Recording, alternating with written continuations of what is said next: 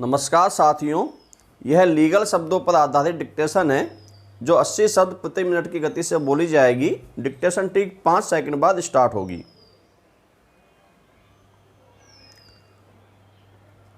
Start. भारतीय विवाह विच्छेद अधिनियम 1869 की धारा 10 के अधीन यह वैवाहिक निर्देश हमारे समक्ष दिल्ली के अपर जिला न्यायाधीश द्वारा अपेक्षात्मक डिक्री की पुष्टि के लिए किया गया है। विराम पैरा। पत्नी ने विवाह विच्छेद अधिनियम की धारा 10 के अधीन एक पिटीशन विवाह के विघटन के लिए फाइल किया और यह दावा किया कि वह इस आधार पर विवाह विच्छेद की हकदार है कि प्रत्यर्थी ने ऐसी क्रूरता सहित जार कर्म किया है जो बिना जार कर्म के भी उसे प्रत्यर्थी को आंशिक विवाह विच्छेद का हकदार बनाता है और प्रत्यर्थी ने युक्तियुक्त हेतुक के बिना 2 वर्ष से अधिक और उसके पश्चात भी अभित्यजन सहित जार कर्म किया है। विराम पैरा।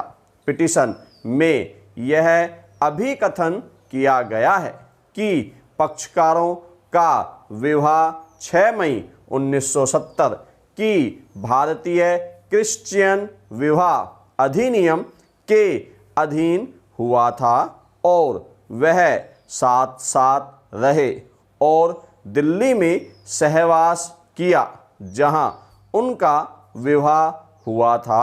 विराम। तत्पश्चात वे लुधियाना में रहे और सहवास किया जहां की प्रत्यर्थी नियोजित था और इस विवाह से उनको 6 दिसंबर 1972 को एक पुत्री का जन्म हुआ जो 6 वर्ष की है और पिटिशनर के पास रह रही है। विराम। विवाह के समय प्रत्यर्थी उत्तर रेलवे में सी वर्ग के गार्ड के रूप में कार्य कर रहा था और लुधियाना में तैनात था जो प्रति मास 1000 रुपये उपलब्धियों के रूप में पा रहा था।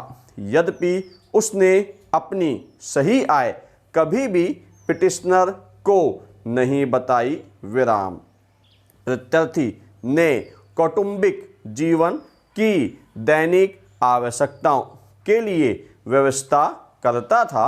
विराम। किंतु उसने पिटिशनर को जेब खर्च के रूप में उसकी आवश्यकताओं को पूरा करने के लिए कभी भी नगद रकम नहीं दी। विराम। इसके अतिरिक्त यह अभिकथन किया गया है कि विवाह की तारीख को petitioner Nav Hind girls higher secondary school Rohtak road Delhi में कार्य कर रही थी और वह वहीं कार्य करती रही और अपने माता पिता के साथ 22 P&T colony Sewanagar Lodhi road नई दिल्ली में रहती रही। विराम। प्रत्यर्थी उसे लुधियाना ले जाने के लिए जहां वह तैनात था रजामंद नहीं था। विराम। पिटीशन की माता ने प्रत्यर्थी से यह पूछा कि वह उसे ले जाकर अपने साथ क्यों नहीं रखना चाहता। विराम। किंतु प्रत्यर्थी ने उस प्रश्न का कोई संतोषजनक उत्तर नहीं दिया।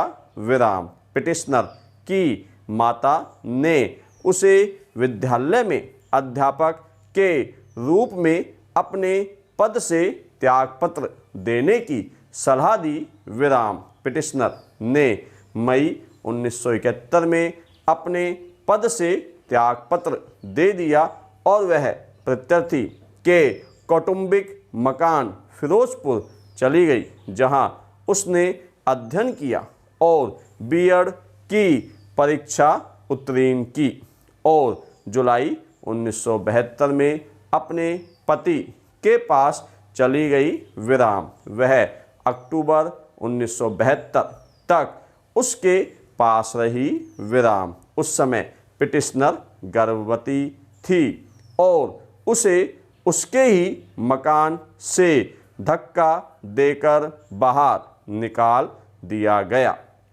क्योंकि प्रत्यार्थी यह चाहता था कि बच्चा दिल्ली में उसके माता पिता के घर और उनके खर्च पर ही पैदा हो।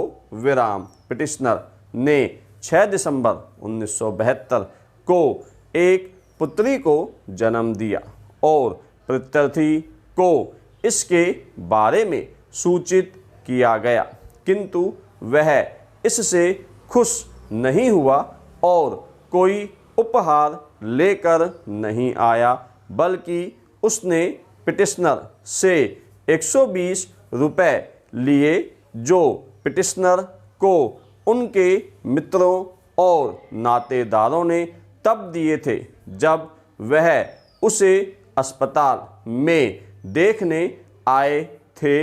विराम। धन्यवाद साथियों।